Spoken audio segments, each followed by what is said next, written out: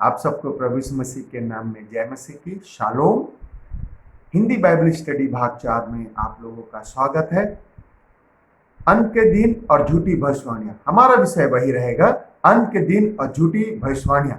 इस विषय में हम आगे बढ़ेंगे और बाइबल में से देखेंगे कि बाइबल हमको क्या सिखाती है। पहला कुरिन्थियों उसका 14 अध्याय 3 वचन को जब हम पढ़ते हैं तो वहां इस प्रकार से लिखा हुआ है, परंतु जो भविष्यवाणी करता है वह मनुष्यों से उन्नति, उपदेश और शांति की बातें करता है। जो भविष्यवाणी करता है वह मनुष्यों से उन्नति और उपदेश और शांति की बातें करता है। बहुत से लोग भविष्यवाणी के वरदान को भविष्यवक्ता नबी होने का प्रमाण देते हैं। बहुत से लोग अपने आप को भविष्यवक्ता नबी होने का प्रमाण देते हैं, लेकिन बाइबल हमको बताती है, पहला कुरिन्थियों उसका 12 अध्याय 10 वचन में लिखा हुआ है कि किसी को सामर्थ के काम करने की शक्ति और किसी को भविष्यवाणी करने का वरदान मिला हुआ होता है। लेकिन बहुत से लोग जो है इस वरदान को जो है अपने भविष्यवक्ता होने का प्रमाण वह देने लगते हैं। ये यहाँ पर एक गलती होती है, क्योंकि जब भविष्यवक्ता यदि कोई ऐसी बात को प्रकट करता है कलीसिया में जो नहीं होती है, नहीं पूरी होती है, तो उनके भविष्यवाणी के वरदान पर फिर प्रश्न चिन्ह उठते हैं, प्रश्न चिन्ह लगने लगते हैं। और भविष्यवाणी यदि कोई करता है तो बाइबल उसके लिए बताती है, पहला कुरिन्थियों 12 अध्याय 4 वचन में लिखा है, वरदान तो कई प्रकार के हैं, परंतु आत्मा एक है। एक ही पवित्र आत्मा है, वह पवित्र आत्मा प्रभु यीशु मसीह सबको देते हैं और उसी आत्मा के कई वरदान होते हैं।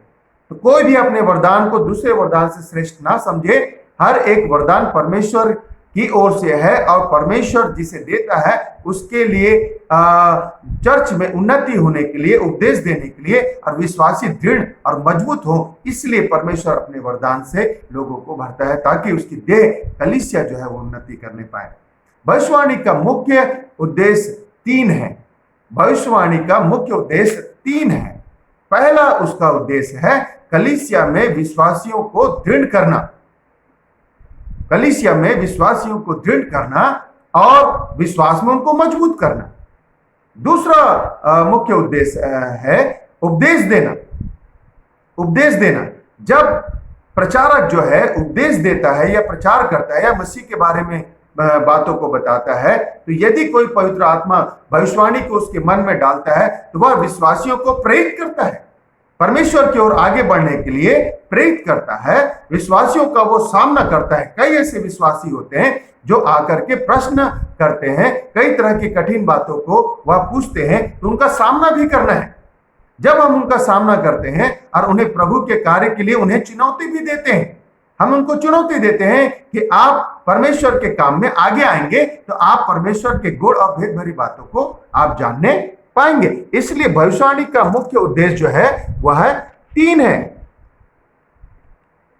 और तीसरा जो है सांत्वना देना, प्रोत्साहन देना और सांत्वना देना, विश्वासी को उत्साह को बढ़ाना, ये तीसरा मुख्य उद्देश्य है, सांत्वना देना। बहुत से लोग चर्च में दुखी, परेशान और अपने शैतानिक कारणों से परेशान होते हैं, वे चर्च में आते हैं और जब वे चर्च में आते हैं तो उन्हें चर्च से, कलीसिया से, अगुवे से उन्हें चाहिए रहता है सांत्वना, उनके दुख को दूर होने वाली बातें और उनको प्रोत्साहन देना कि परमेश्वर आपके लिए अच्छा मार्ग निकालेगा, परमेश्वर आपकी अगुवाई करेगा, परमेश्वर के विश्वास में बने रहिए, परमेश्वर के विश्वास में बढ़िए। ना कि उन्हें झूठी भविष्यवाणी दे करके, झूठी बातें बता करके, झूठे उपदेश के द्वारा फंसा करके उन्हें अपने लाभ का कारण बनाना। ऐसा नहीं होना चाहिए। और बहुत से लोग मेरे पास भी आए और उन्होंने कहा कि परमेश्वर ने आपको कुछ बताया। मैंने कहा कि बहन, जब मुझे परमेश्वर बताएगा तो मैं जरूर आपको बताऊंगा। नहीं, उस कलीसिया में तो परमेश्वर रोज बताता है, हर दिन परमेश्वर बताता है पास्टर के द्वारा। तो मैंने कहा आप वचन में मजबूत बनिए और परमेश्वर आपको भी बताएगा। आपसे भी परमेश्वर प्रेम करता है, आपके बारे में दूसरों को क्यों बताएगा परमेश्वर? और अगर दूसरों को परमेश्वर बताता है तो आपकी आत्मिक उन्नति और आपको सांत्वना मिलना चाहिए और आपको एक अच्छा फील होना चाहिए, अच्छा आभास होना चाहिए परमेश्वर का। लेकिन बहुत बार मैंने देखा है कि बहुत सारे सेवक भविष्यवाणी और अन्य भाषा बोल करके बहुत सारे लोगों को अपने पास इकट्ठा करते हैं और बाद में जो है उन्हें एक ऐसी स्थिति में छोड़ देते हैं जहां से उनका वापस आना बहुत मुश्किल हो जाता है। ना वो अच्छे चर्च जा पाते हैं, ना अच्छे अगुवे के साथ संगति कर पाते हैं। इसलिए मैंने यह सीरीज को शुरू किया है कि अंत के दिन और झूठी भविष्यवाणियां, या अंत का दिन है प्रियो। हर एक पास्टर, प्रचारक, भविष्यवक्ता इस बात को बता रहे हैं कि अंत बहुत निकट है। जब अंत बहुत निकट है तो हमें चाहिए कि हम अपने प्रभु उद्धारकर्ता प्रभु यीशु मसीह की ओर ताकते रहें और उसके वचन को खोलें, पढ़ें। उसके वचन में लिखा हुआ है, उसके वचन के खुलने से प्रकाश होता है। हमारा परमेश्वर गड़बड़ी का नहीं परंतु शांति का परमेश्वर है। वचन में लिखा हुआ है, हमारा परमेश्वर गड़बड़ी का नहीं वरन शांति का परमेश्वर है। भविष्यवाणी जब होती है तो उसमें डर, घबराहट या किसी प्रकार का विरोधाभास नहीं होना चाहिए। बहुत से लोग भविष्यवाणी करते हैं, ऐसी ऐसी बातों को प्रकट करते हैं, ऐसी ऐसी बातों को बताते हैं जो मेरी समझ से तो परे होता है। लेकिन जब मैं उनसे सवाल करता हूं या कुछ भविष्यवाणी के बारे में पूछता हूं तो वह मेरे सामने से उठ जाते हैं, चले जाते हैं। जबकि भविष्यवाणी करने वाले को इतना विश्वास होना चाहिए कि वह सवालों का जवाब दे, वचन से बातों को मिलाकर बताए और किस बात के लिए उसने भविष्यवाणी किया है, किसके लिए भविष्यवाणी किया, ये भी बात को बताए। लेकिन बहुत बार भविष्यवाणी जब आता है हमारे जीवन में या बहुत सारे लोग भविष्यवाणी करते हैं तो लोगों के अंदर में डर पैदा कर देते हैं, उन्हें घबराहट हो जाती है, नींद नहीं आती है कि फलाने ने ऐसा बोला, उसने ऐसा बोला, और जो बोला है वो बड़े आराम से जाकर के सो रहे हैं। तो जब परमेश्वर के हम बेटा और बेटी हैं तो हम उस भविष्यवाणी को परखें, उस भविष्यवाणी को जांचें कि वह उसके मन की उपज है, अपने मन से बोल रहे हैं या हमारे लाभ के लिए, फायदे के लिए, अपने लाभ के लिए बोल रहे हैं या फिर हमें डरा रहे हैं। तो भविष्यवाणी में डर, घबराहट या किसी प्रकार का विरोधाभास नहीं होना चाहिए, क्योंकि हमारा परमेश्वर गड़बड़ी का नहीं शांति का परमेश्वर है। भविष्यवाणी में 3 बातें और महत्वपूर्ण है। भविष्यवाणी में 3 बातें और महत्वपूर्ण है। पहली बात कि व्यक्ति विशेष, यदि भविष्यवाणी होती है तो किस व्यक्ति विशेष, मतलब पर्टिकुलर किस व्यक्ति के लिए भविष्यवाणी हो रही है। जब हम प्रेतों के काम हम देखते हैं, जो पिछले सीरीज में मैंने आपको बताया कि प्रेतों के काम की पुस्तक में साउल और बरनबास को, पौलुस को और साउल को और बरनबास को मेरे निमित्त अलग करो।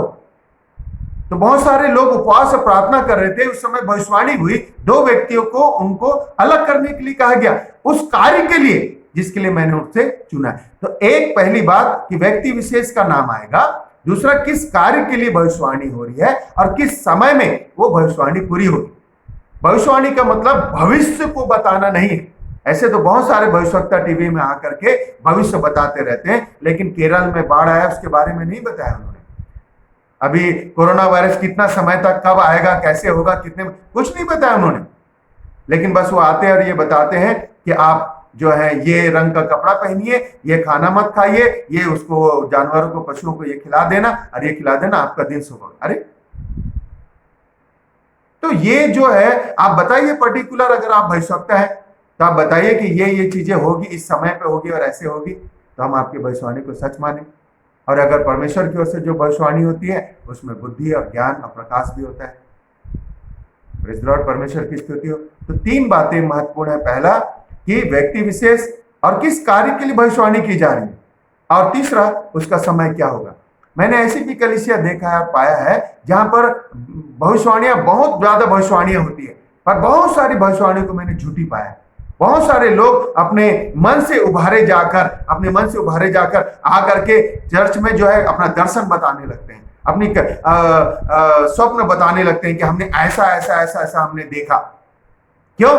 क्योंकि उन्हें अपना नाम को बड़ा करना है, उन्हें अपने नाम को चमकाए रखना है और उनके महत्व जो है घट रहा है उसको वो बढ़ाने के लिए कुछ भी स्वप्न आकर के बता देते हैं। ऐसा नहीं होना चाहिए, ऐसा नहीं होना चाहिए। अगर आपके पास स्वप्न है, दर्शन है, तो आप उसको वचन में परखिए और लोगों को आकर के फिर बताइए। और भविष्यवाणी के साथ 3 बातें कभी भी ना फैलाएं, 3 भ्रम कभी भी ना फैलाएं भविष्यवाणी के साथ। पहला, इसे प्रचार के साथ नहीं उलझाना चाहिए। जब प्रचार किया जाता है, जब वचन का प्रचार किया जाता है, तब प्रचार करना और शिक्षा देना साधारणतः परमेश्वर के वचन पर प्रार्थना पूर्वक मनन करने का परिणाम होता है। जब हम प्रचार करते हैं तो वचन पे मनन करते हैं, प्रार्थना पूर्वक मनन करते हैं और जो है उसे हम परमेश्वर की शिक्षा और प्रचार के लिए, परमेश्वर के ज्ञान बांटने के लिए जो है हम उसे प्रचार करते हैं, तो उसमें भविष्यवाणी नहीं मिलाना चाहिए, उसमें भविष्यवाणी नहीं मिलाना चाहिए। अपनी आत्मा और मन को सावधानी पूर्वक मनन करने के द्वारा एक प्रचारक लोगों को वचन अच्छी तरह से समझा सकता है। अपनी आत्मा और मन को सावधानी पूर्वक मनन करने के द्वारा एक प्रचारक लोगों को वचन अच्छी तरह से समझा सकता है। इसके विपरीत भविष्यवाणी का वरदान सावधानी पूर्वक अध्ययन का परिणाम है। भविष्यवाणी जो है सावधानी पूर्वक अध्ययन का परिणाम है। आप बिना वचन के, बिना प्रार्थना की सामर्थ्य के, बिना परमेश्वर के ज्ञान के प्रकाश के कुछ भी आत्मा में आकर के नहीं बोल सकते, क्योंकि इससे आपको भी ठोकर लगेगा, सुनने वालों को भी ठोकर लगेगा। तो भविष्यवाणी जो है वो अध्ययन के साथ सावधानी पूर्वक लोगों को बताना है, जिससे 3 चीजें होनी चाहिए। मैंने पहले जो बताया उसमें 3 चीजें होनी चाहिए, सांत्वना होनी चाहिए, उपदेश होना चाहिए और विश्वासियों को दृढ़ मजबूत करने के लिए वो बातें प्रकट होनी चाहिए। और दूसरी बात है, भविष्यवाणी का वरदान भविष्य को बताने के लिए नहीं। मैंने आपको बताया भविष्यवाणी के साथ 3 भ्रम ना फैलाएं। पहला कि इसे प्रचार के साथ उलझाना नहीं चाहिए। आप प्रचार कर रहे हैं फिर भविष्यवाणी भी कर दिया, तो इसे ऐसा नहीं उलझाना चाहिए, क्योंकि मैं आपको आगे बताना चाहता हूं। दूसरी बात, भविष्यवाणी का वरदान भविष्य को बताने के लिए बिल्कुल नहीं है। भविष्यवाणी का वरदान भविष्य को, बहुत समय के बाद ऐसा होगा। अब बाइबल में लिखा हुआ है, आज ही रात प्रभु आ जाएगा, चोर के समान आ जाएगा, देख मैं द्वार पे खड़ा हूं, शीघ्र आने वाला। यदि आज प्रभु का यह वचन है कि वह आज आने वाला है, तो हम 3 साल, 4 साल, 5 साल, 10 साल की भविष्यवाणी को कैसे हम सुन सकते हैं? हमें तो आज मजबूत होना है, हमें तो आज परमेश्वर पर विश्वास को बढ़ाना है और आज अपनी तैयारी को रखना है। कहीं आज रात परमेश्वर आ गए तो, प्रभु आ गए तो, या भी आ गए तो मेरे बोलते बोलते। तो इसलिए अपने विश्वास को मजबूत करना है, भरोसा परमेश्वर पर रखना है। तो भविष्यवाणी का वरदान भविष्य को बताने के लिए नहीं, यह वरदान जो सामने होने वाली घटना है, जो निकट भविष्य में एकदम नजदीक होने वाली घटना है, उसको बताना है। और जो है वो उपदेश, जो भी बातें हम बताएंगे कम समय के लिए, जो कम समय पूरा, इस समय में आपको ये चीज होगा। बहुत से लोग बोलते हैं आपको नौकरी लग जाएगा, आपको बच्चे होंगे अगले साल, 1 साल के बाद। 1 साल के पहले तो बच्चे नहीं होंगे, लेकिन 1 साल के बाद जो है 9 महीने के बाद आपको एक बच्चा होगा, बेटा होगा। तो लोग इंतजार करते हैं। तो अचानक से तो बच्चा पैदा नहीं होगा, उसके लिए तो गर्भ धारण करना पड़ेगा, तो कोई पॉजिटिव बातें नहीं आती। तो ऐसी भविष्यवाणी, ऐसी बातें कि आपको बेटा हो जाएगा, बेटी हो जाएगा, आपकी नौकरी लग जाएगी, प्रमोशन हो जाएगा, तो नहीं होता है तो लोग आकर पास्टर पूछते हैं कि मेरा प्रमोशन नहीं हुआ, आपने तो भविष्यवाणी में कहा था। नहीं, आप ही प्रार्थना नहीं कर रहे होंगे, आपकी कोई गलती होगी, आपका कोई छिपा पाप होगा, इसलिए आपको नहीं हो रहा होगा। ये बातें और डाल दी उसके मन में, उसे और पापी बना दी। मैं कहता हूं कि हमारे जो भविष्यवाणी है वो उसकी उन्नति के लिए, उपदेश देने के लिए और सांत्वना, उसकी खुशहाली के लिए होना चाहिए। 1 कुरिन्थी 14:3 में जैसा हमने पढ़ा। तीसरा है, भविष्यवाणी का वरदान व्यक्तिगत अगुवाई के लिए नहीं है। हम खुद ही अपने लिए भविष्यवाणी कर रहे हैं। परमेश्वर ने मुझे ऊंचे पे दिखाया, परमेश्वर ने मुझे भीड़ में लेके गया, परमेश्वर ने मुझे इस्तेमाल किया, परमेश्वर मुझे एक बड़ी गाड़ी दिखा रहा है, परमेश्वर मुझे मेरे लिए ये कर रहा है। नहीं, व्यक्तिगत, तीसरा है भविष्यवाणी का वरदान व्यक्तिगत अगुवाई के लिए बिल्कुल नहीं है। यदि हमें व्यक्तिगत अगुवाई की आवश्यकता है तो हम प्रभु यीशु मसीह के पास जाएं और उससे मांगे, प्रभु से मांगे कि प्रभु हमें ये काम करना है, ये चीजें हैं, तो परमेश्वर हम पर प्रकट करेगा। जब परमेश्वर हम पर प्रकट करेगा कि हाँ मैं तुझे इस्तेमाल करूंगा, तू देशों में जाएगा, प्रांतों में जाएगा, राज्यों में जाएगा, तू मेरी महिमा करने पाएगा। जब परमेश्वर हमसे बातचीत करता है तो उसका प्रमाण भी दिखेगा। अगर हम बाहर जाते हैं, प्रचार करते हैं और उस स्वप्न भविष्यवाणी जो परमेश्वर ने हमारे लिए किया है, व्यक्तिगत तौर पर हमने उसको देखा है, तो उसको हम मंच में जाकर बता सकते हैं कि इस सन में हमने ये चीज देखा था, इस समय में देखा था, जो आज पूरा हो रहा है। Praise the Lord. सो भविष्यवाणी के विषय में सावधान रहिए। भविष्यवाणी लोगों के लिए परमेश्वर की ओर से बोलना है। 1 कुरिन्थियों 14:13 को मैं बार बार आपके सामने रख रहा हूं कि भविष्यवाणी लोगों के लिए परमेश्वर की ओर से बोलना है। परमेश्वर की ओर से, परमेश्वर के द्वारा उभारे जाकर लोगों के लिए बोलना है। और ये हर समय नहीं होता है, विशेष समय, विशेष कार्य, विशेष व्यक्ति के लिए होता है। विशेष समय, विशेष कार्य, विशेष व्यक्ति के लिए होता है।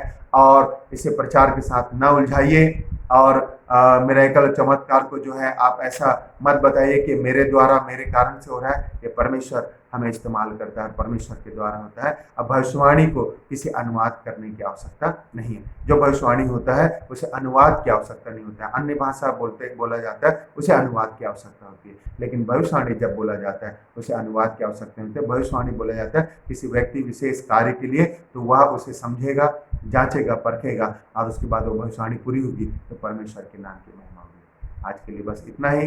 परमेश्वर आप सबों को आशीष दे। यदि आपको आज का वीडियो अच्छा लगा तो आप इसे लाइक कीजिए, शेयर कीजिए, सब्सक्राइब कीजिए और बेल आइकन को प्रेस कीजिए ताकि आपको नोटिफिकेशन मिलता रहे। Shalom assemblies of God ministry के लिए आप लगातार प्रार्थना करें। मैं और भी इस सीरीज में भविष्यवाणी की बातों को लेकर आऊँगा। यदि आपको यह सीरीज अच्छा लगा तो आप औरों को बताएं और अपनी बाइबल उठाएं और अपनी बाइबल को उठाकर पढ़ें और अध्ययन करें। जो बातें मैं आपको बता रहा हूँ वो वचन से मिलता और जुलता है कि नहीं, और जो बातें मैं आपको बता रहा हूँ ऐसी बातें घटित हुई है कि नहीं हुई है, चर्च में आज ऐसा हो रहा है नहीं हो रहा है, आप खुद अध्ययन कीजिए, परखिए। पहला यूहन्ना 4:1 हमेशा याद रखिए कि हर एक आत्माओं की प्रीति ना करें वरन आत्माओं को परखिए। परमेश्वर आप सबों को आशीष दे। शालोम। जय मसीह।